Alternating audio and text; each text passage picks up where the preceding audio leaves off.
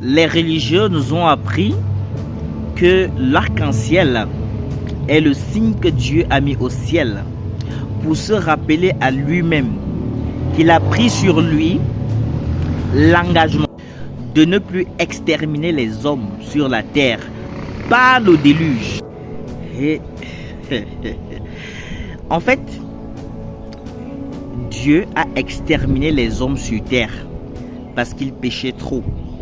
Il a envoyé donc le déluge et il a sauvé une seule famille et quelques couples de bêtes.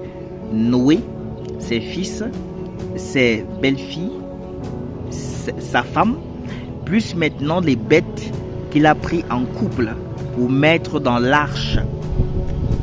Et toutes les personnes qui ne sont pas entrées dans l'arche parce qu'ils n'ont pas écouté les conseils que donnait Noé, se sont trouvées à être noyées et complètement mortes. Et on dit que c'est une scène réelle qui s'est vraiment produite et qui a tué des milliers de personnes. Et c'est Dieu qui l'a fait parce que l'humanité avait péché. Question, est-ce que les gens à cette époque péchaient plus que les gens de notre époque?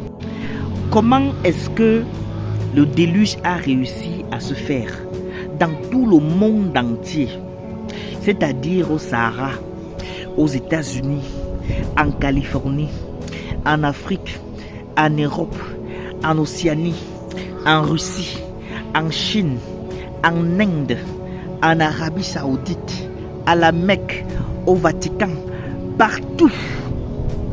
Il a plu et tout le monde entier a été inondé. Comme de l'eau qu'on est en train de faire entrer dans une boule et dans un ballon qui est en train de prendre, n'est-ce pas, remplir le ballon. C'est de ça qu'il est question. Autre question. Noé qui a donc été sauvé avec sa famille. Donc le gars était saint, sans péché, sans c'est-à-dire soupçon de mal.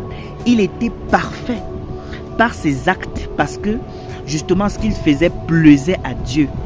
Il a non seulement été sauvé, toute sa famille, y compris ses belles-filles, ont été sauvées. Comment? Si ils ont réussi à être sauvés par les bienfaits d'une seule personne, pourquoi pas tous les autres? Autre question. Il a plu pendant des semaines, 40 jours et tout. Comment l'oiseau a réussi dans toutes ces pluies tapantes, avec ces inondations et certainement ces vagues et ces vents, à résister jusqu'à ne pas mourir et venir à la fenêtre où se trouvait Noé pour lui faire comprendre que mon cher, il y a encore la vie dehors, tout le monde n'est pas mort. Comment? Il se nourrissait comment? Il s'abritait où? La pluie, la salade pas tué comment? Alors mes chers, il est important que nous puissions nous poser des bonnes questions, réfléchir face à des situations qui nous sont présentées et ne pas prendre tout au premier degré d'explication parce que il y a des réalités dans des écritures bibliques qui sont tout simplement des allégories et qui ne sont pas des vérités. Une allégorie n'est pas une vérité. Non, qui sont des métaphores et qui ne sont pas des vérités. Une métaphore n'est pas forcément une vérité telle qu'expliquée, mais qui en fait peuvent cacher des vérités profondes sur le plan spirituel.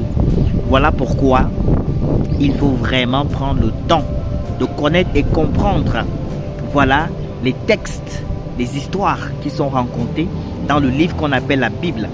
Beaucoup se trompent et pensent à des choses qui sont complètement fausses. Donc faites très attention parce que ceci est très important.